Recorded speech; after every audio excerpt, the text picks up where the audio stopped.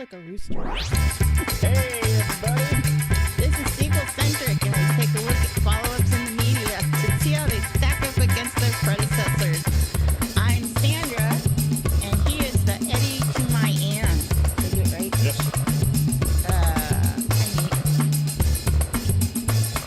What's going on?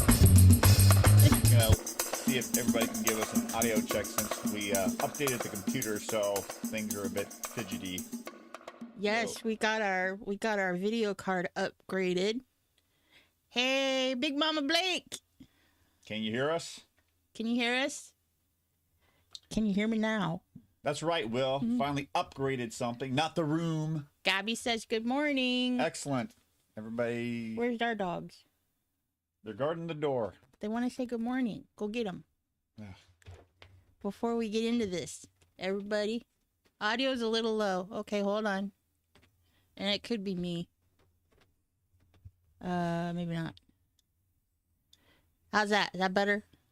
What's going on? Hi, Joel. See? What'd you have? We're going to say hi to Gabby. Hi, Gabby. There we go. I don't know where Brody is. He's chilling. That's not professional. We've annoyed the princess. Well, It's a live stream. It doesn't have to be professional. well, you know, this movie's all about, you know, people annoying one another. This is true. Venom, maximum carnage. Okay. Slide over. Oh, see here, she comes back. She wants to. No, never mind. Be near, but not near. Before we start, we want to welcome any newcomers and all of our regulars. Don't forget to hit the like and subscribe button as well as the notification bell, so you don't want to miss out on any good stuff like tidbits or past or coming up movie reviews. If you're looking for more content, head on over to patreon.com/sequelcentric, and for a mere buck, that's your cue. Oh, A mere wait. buck. Hold on. Hang You on. can access around an extra 22 pieces of content right now, like Tidbits After Party and the watch list. How much, Nate? For a mere what? For a mere buck.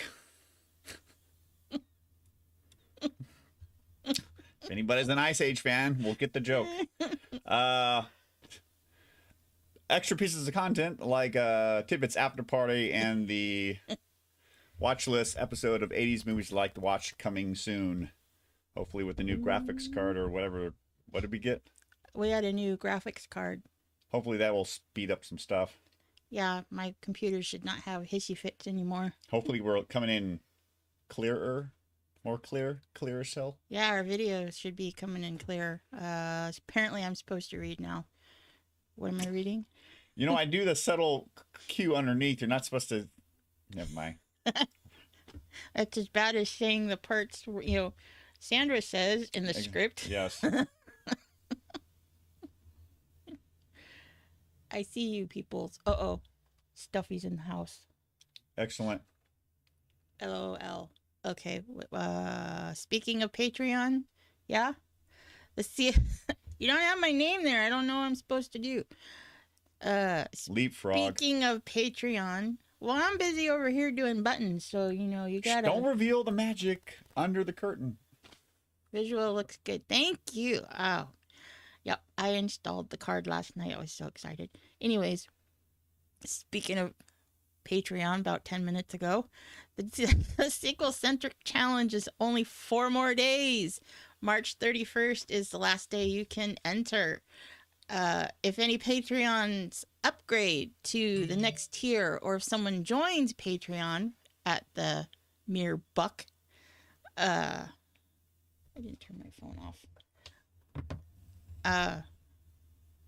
You'll be entered into a drawing to receive a free sequel-centric t-shirt, just like my cohort's wearing. Or if you want to skip the challenge, you can just go for the outrageous tier, get the t-shirt and all the perks for that whole month. For the list of rules, to see the link to the video in the description below.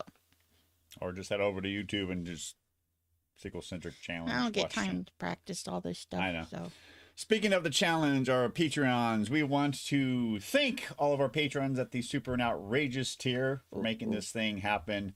Your Eduardo and Gabby and Marty, thank you so very much. We'll be ordering your t-shirts about the 1st or 2nd of April after the contest is over. That way we can get all the t-shirts coming in and we only have to pay one shipping fee. So thank you for your time and your patience. yes. Especially Eduardo, who joined at the outrageous tier back at the end of February. Thank you very much. Yeah, he jumped on that one early. Yeah. But that's okay.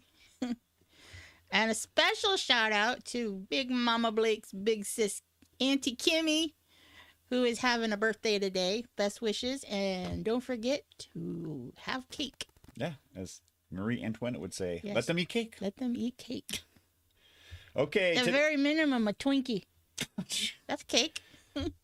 I'd rather go buy a slice of store-bought cake than a Twinkie. Why? I like Twinkies. That's fine. You're a Twinkie. That's a big Twinkie. Ghostbusters reference. Today's movie has been selected by our outrageous patron Eduardo and Gabby. You two can have sequel-centric watch. Ow. No comments, Will.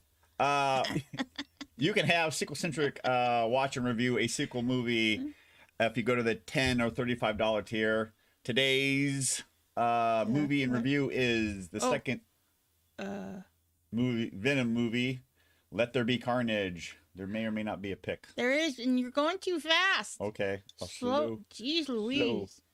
Like the Ralph's commercials, but I'll change it up. Slow, slow, slow, slow. Yeah, slow it down. Slow, my bro. Was it the 4-post? Sure, whatever. There you go. Close enough. That's the only one I got.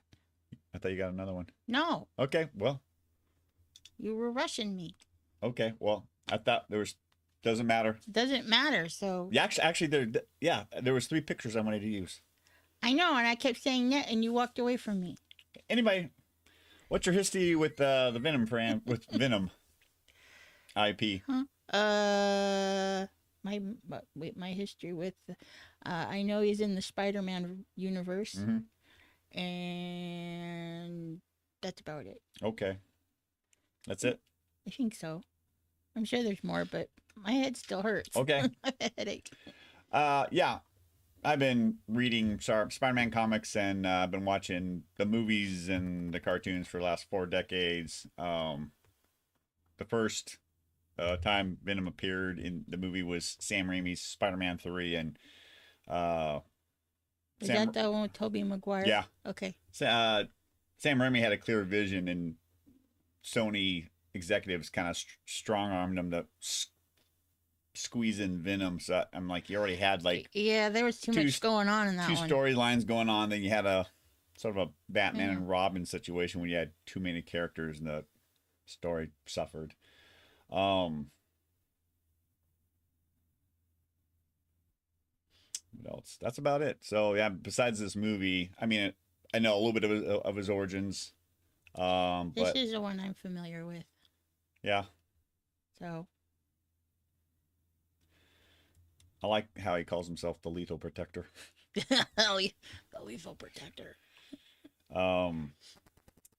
Yeah, that's about it. So let's get into some facts. One could say that's Deadpool as well. Well, in the movie, yeah. Some of the facts. Venom, Let There Be Carnage, released on October 1st, 2021. Yes, still during the pandemic. Rated PG-13 with a running time of 97 minutes. Was that the same poster? What? Nothing. You. Well, I thought you had 3 Never mind. pictures. So Just ignore me. the director, Like you usually do. master of CGI and movement, Andy Serkis directed this. As you know, his credits are Gollum with Lord of the Rings, Caesar with the reboot of or the remake of Planet of the Apes, and Supreme Commander Snoke. Screenplay by Kelly Marcel, story by Tom Hardy and Kelly Marcel. Tom Hardy. That name sounds familiar. He played Bane in Oh, okay. the third Nolan Batman Oh, franchise. okay. Music by Marco, how do I say, Beltrami? Beltrami? Beltrami. With a Sure. budget of 110 million and raking in a box office of 502 million, so I would say a success. Yeah.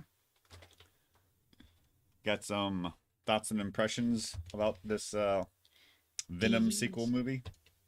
thoughts and impressions of the sequel. Yeah. Let's see. I enjoyed it. Yeah. I thought it had a decent storyline. So, I mean, it wasn't, you know, it wasn't too off. I'm not sure I'm trying to say off base, I guess. Yeah. You know, didn't kind of go take like a hard left and we're like, huh? Oh, you mean like, you know, like he went in space or something? Right. Yeah. You know, there's a couple of things which we'll get to later in the pros and cons that kind of was like, didn't make sense to me. Mm-hmm. And one of them, you know, being, what was her name? Shriek? She's not Shriek. You mean Frances, the girlfriend? Yeah, Frances. Yeah. You know, when they're transporting her to the other facility. Yeah, from Ravencroft to the, from the St. Estes. Yeah. To Ravencroft. Yeah. Yeah. Maximum security. Right. You know, they knew she had this ability, yet they didn't do anything to protect the officers that were transporting her. True, but they might have been monitoring her powers and might have been at a certain level. But since, you know, she had a connection with Woody Harrelson's character, and basically what I can tell by between superhero movies and comics, when a certain person reaches some high extreme point of an emotion, whether it's happy, mainly right, yeah, pissed off or whatever, their powers peak at maximum performance. So, you know, that could have been the point. She could have it might have been just a soft thing, but with her being ripped from, you know, yeah, she didn't Cletus, want to go. That's where, you know, all hell broke loose. Yeah, well, I don't know. It's like the Sith. You focus on the anger and the hatred, and then that's where they get their power. So I'm just saying what I've noticed. I don't know. You would think, never mind. We Go could ahead. go on and on, Go. but I mean, overall, yeah. I mean, I really liked the movie. The humor in it was that satirical type humor, very cynical, Yeah, and a lot like, you know, Deadpool. You're a loser, Eddie. Nobody wants you. You're a parasite. I'm not a parasite. You know, so yeah, I mean, yeah, I really did. I liked it. Yeah, I enjoyed the movie quite a bit as well. I would call this the Venomverse, since, you know, it's not connected to the Tom Holland or Andrew Garfield or, you know, Tobey Maguire universe. It's in its own little thing. With the upcoming Morbius movie that's coming up, you know, next week, there's been hints online that Morbius and this Venom are in the same universe. Not to be confused with Morpheus. Yeah, Morpheus. I do also like we mentioned, Eddie and Venom bicker like an old married couple, which is hilarious. Oh my gosh, it's so funny. It kind of reminds me of you know, Wade Wilson and Brian Allen in the Deadpool movies. Yeah. There's your reference, Steph. You wanna, unless we got anything else, we can head over the pros and cons. If Deadpool and Venom had a kid. Yeah. There we go. If Deadpool Venom. That is horrifying. Is that what Sheldon looks like when he's... Oh yeah, when Sheldon. That's just terrifying. Yeah. Oops, sorry. Wrong button. There you go, Stuffy. Well, so we're gonna head into our pros and cons. Into the meat and the potatoes of this review. Okay, meat and potatoes. Here we go. Where is it?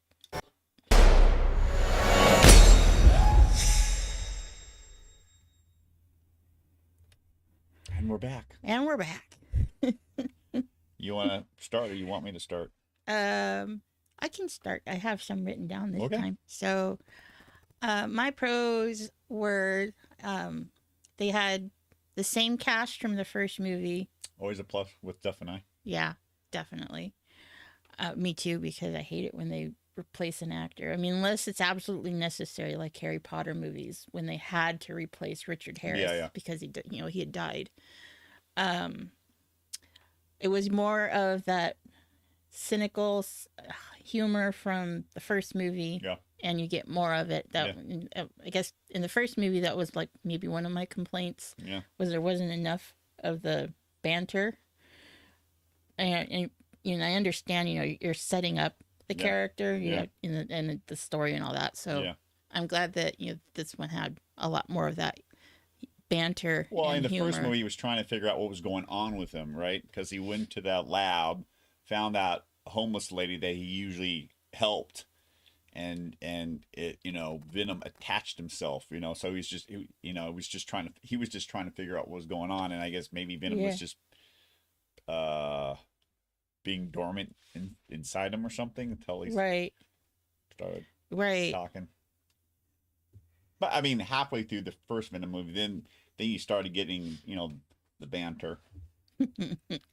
Yeah. So the other thing I really I enjoyed were all the special effects that they used. Yeah. I thought they did a really good job with the CGI. Yeah.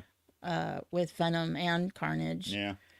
Both of them. Well, Carnage is probably more terrifying than Venom. Yeah. Even though they're the same species. Yeah, they are. The symbiotes. Yeah, I mean, what I didn't write this down on my pros, but mentioning it because Andy Serkis went back to the whole mocap CGI character, making it believable over the traditional makeup and hair stuff that George Lucas was doing and Steven Spielberg. So for him to be the director on this, he knows what he can get out of the character because he's been on the other side, right? So he can direct Tom Hardy and Woody Harrelson in the direction that they need to go and what he can get out of them because he's been in that. Like I said, been in those shoes with Gollum and Caesar from Planet of the Apes and Supreme Commander Snow. Oh, he was in. I didn't know. What? I guess I didn't remember that he was Caesar. Yeah, Caesar in the remake. Yeah. Which is interesting considering the last Planet of the Apes movie. Woody Harrelson was in that movie, The War of the Planet. Oh, that's funny. The one that we didn't see. Oh, yeah. So those two got to work again. To go off of that, I did enjoy this one because it was 30 minutes shorter. The first one I understand was the origin movie, but it did feel like it was dragging a bit, because Eddie didn't know once he took in the symbiote Venom, he didn't know what was going on with him. Right. Especially one of the more hilarious parts of the first movie was when he went to go see his ex-girlfriend Anne, and she's dating the doctor, and then he just goes to the lobster tank. Oh my gosh! Because he feels like he's burning up with a fever, and he just grabs a lobster and just starts eating it. Raw lobster, which sashimi. Which they do. Some things that are mentioned in the first movie, that happened in the first movie, get mentioned in this movie due to the police officer who went deaf due to you got to call her Shriek's voice. Yeah, I think that's what they called her. Quick backstory in the beginning with Cletus Cassidy and Francis. It didn't drag on. It was just long enough, maybe 3 to 5 minutes. Yeah. Setting up that character, and my guess is because she was ripped from him, and he believed her to be dead. Spoiler. I think maybe that's why he went on the that killing spree. Maybe, yeah. Vengeance. Yeah. Eddie's still dealing with ramifications of the first movie because he had it laid low because, with all the stuff with the research and that rocket that blew up, and so the San Francisco PD keeping tabs on him. So part of because Venom wants to go out and kill bad guys because he needs to.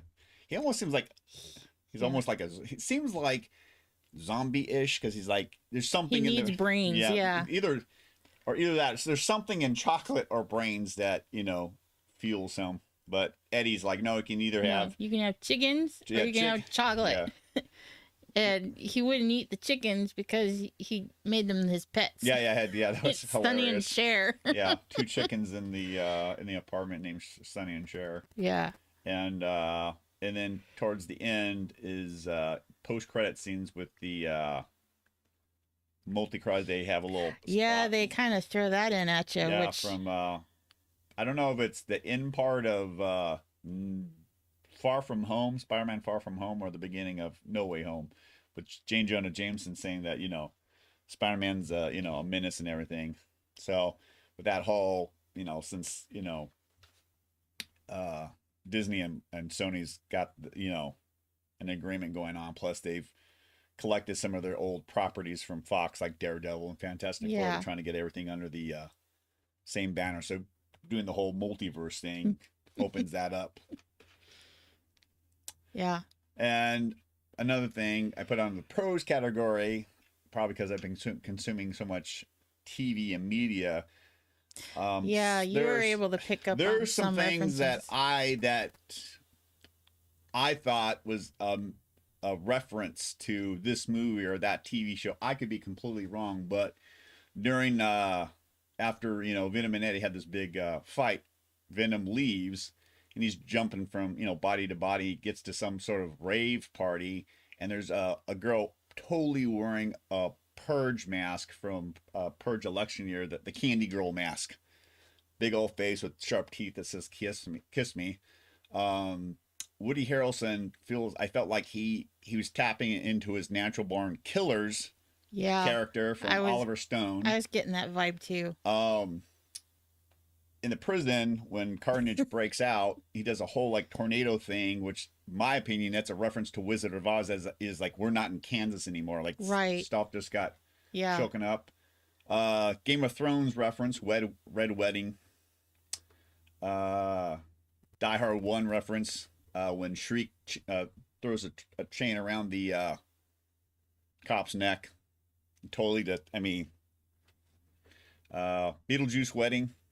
Cletus and Shriek are getting married. He's wearing red, she's wearing black, and it just, to me, it gave off the wedding in Beetlejuice, yeah. And the big final battle at Cathedral, to me, just felt so much like Batman 89 with Michael Keaton and Jack Nicholson. And before the credits roll, when Venom made a comment, Eddie's like, maybe we should get a mask and a cape. I'm like, is that a reference to Batman? Maybe. Who knows? So those are my pros. What do you guys think? Yeah, anybody that's seen it? You got any pros? You got any cons? Eduardo says the store lady scene. Oh yeah, with was it Mrs. Chen? Mrs. Chen, yeah. Yeah. Yeah, that was kind of interesting because Eddie revealed Venom to her in the first movie, so he protects her store from robbers and stuff, and then she won't call him out. But I guess she was supposed to get a big shipment of chocolate in, and there wasn't. And then she's like, "What are you gonna do?" I'm keeping your secret. So, you got any cons? I only had one con for me, and that was Con Air. Yeah, Con Air. Sorry. Nicolas Cage. Yeah. For me, it felt a little long before we got to Carnage. It felt like there was a long build to get to Carnage. And then, Well, in the comic book, if I recall correctly, Eddie and Venom had been separated, and I think Reed Richards from the Fantastic Four had him in some sort of case or something, but he eventually broke out, went to seek Eddie, since they in the movie they're looking for a match, but I think in the comic, when Venom was first introduced, he latched on to Eddie Brock after leaving Peter Parker. Yeah. And since he had fused to Eddie Brock for so long, it's like now they have, if they're not together, after a certain amount of time, then I think the Venom symbiote starts to die. Yeah. So he makes his way out. I think Eddie, I don't know if Eddie Brock was in a regular maximum security or Ravencroft or whatever, but he busts through the wall. They fuse together, and as they leave, a little piece of Venom is left behind on a rebarb, which I guess him and Cassidy, Cletus Cassidy, they were cellmates, or at least there was one wall that separated them. So Cletus was, ended up touching that little black thing, and then it fused himself. So we got a con from Eduardo. Okay. He says Venom doesn't really follow the comics. That is true. I wouldn't know. Well, what it is because originally the alien symbiote fused with Peter Parker, so I wouldn't say he copied his powers, but because him and Peter were together to a certain length of time, that's where he got spider sense. That's where he got right. Web slingers and some other stuff. So he kind of So when he attached himself to Eddie, he had all those specific powers. I think they've, over the last decade or more, I think they've, like most comics, they reboot and redo a character and stuff like that. Yeah. If you're following the traditional, like the 1990 Spider-Man or maybe Spectacular Spider-Man comics, I mean, not comics, cartoons, it probably doesn't follow it. But once again, no, this is a completely separate universe. He said it was a great movie, though, but they left out Spider-Man. I think they just wanted it to be... Well, the thing, I don't know if everybody knows, is when Marvel was about to go bankrupt in the 90s, they sold off all their properties to a whole bunch of companies. Like Sony. Sony got Spider-Man. 20th Century Fox got X-Men and anything that's mutant related. Plus Fantastic Four, Daredevil. And the agreement is they have to do a movie every so many years to retain the IP license. If they don't, then it reverts back to Marvel. Yeah, reverts back to. We've got Stuffy. Do we pick up? Go ahead. You're live with Sequel Centric. What's your hot take? Dude needs some serious couples counseling. You got it. We need couples counseling, or Eddie and... She said, dude Oh. needs couples counseling. Gotcha. There's your hot take from Stuffy. I'll just turn off my phone the next time. We decided that you only belong on tidbits and the occasional movie review. Okay. Mike, one of my cons is the cop showed up at the end of the big battle. Like, it seems like a lot of movies. Like, there's a big fight, and then at the end, where there's a conclusion, or vengeance has, served or whatever. Oh, Big Mama Blake. What's up, Big Mama Blake? You're live on Sequel Centric. What's your hot take? Stuffy needs couples counseling. Her and herself. Okay, there we go. No more calls. No more calls. No, you can call. Sounds like homework. No homework.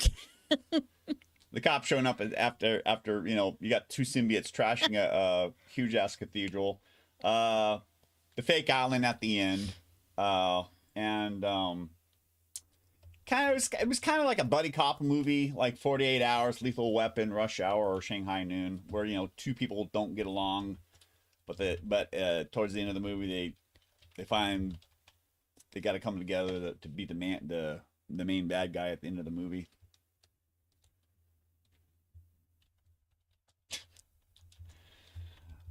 So that's it for pros and cons. Does it sequel for you? For me, yes, it does. It's to me it's a continuation of the first movie. Yeah. So they're just continuing the story. Yeah. Same actors. Yeah.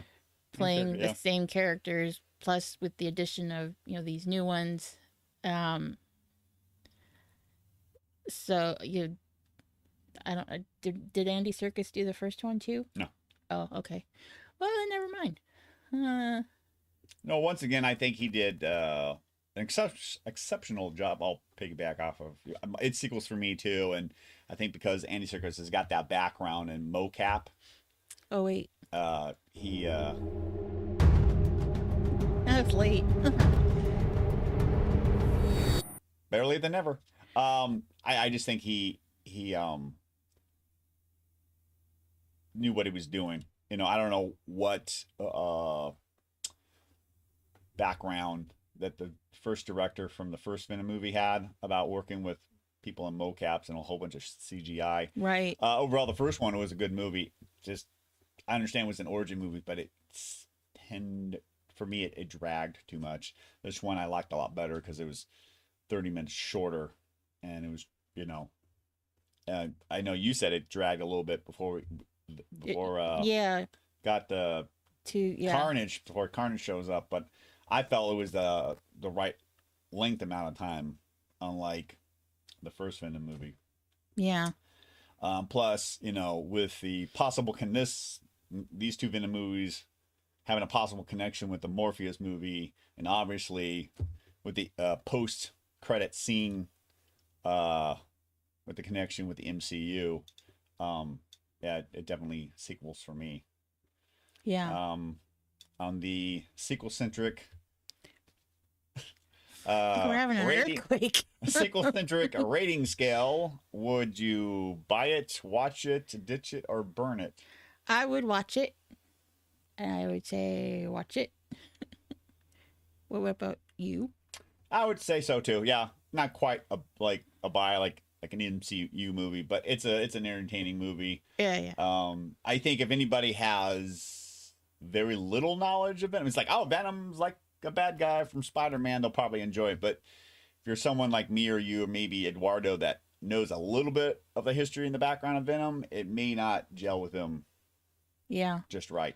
So the official verdict.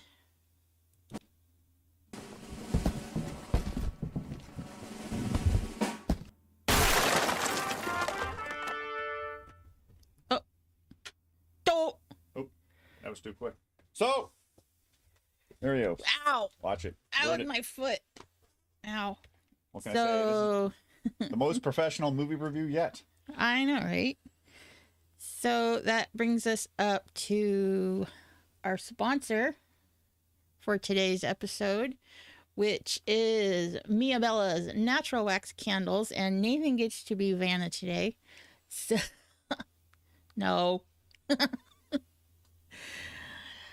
Made with natural, clean-burning palm wax, top-of-the-line quality scents, and all cotton, self-trimming wicks. These candles burn cleanly and evenly. No black soot on the jars. Get a burned one.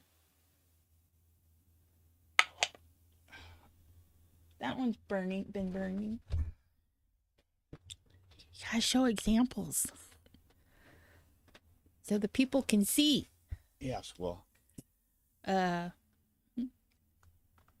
Yeah, there you go. Tilt it a little.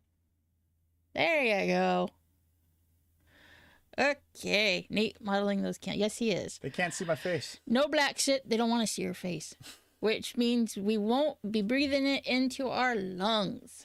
Available in over 80 fragrances. New scents being released every month. We're not in February. March's scent of the month was Fruit Loops, and I haven't gotten mine yet, so I don't. From what I'm told, it smells just like the box of cereal when you were a kid watching those Saturday morning cartoons. After you buying the bubblegum one, I know they can nail it.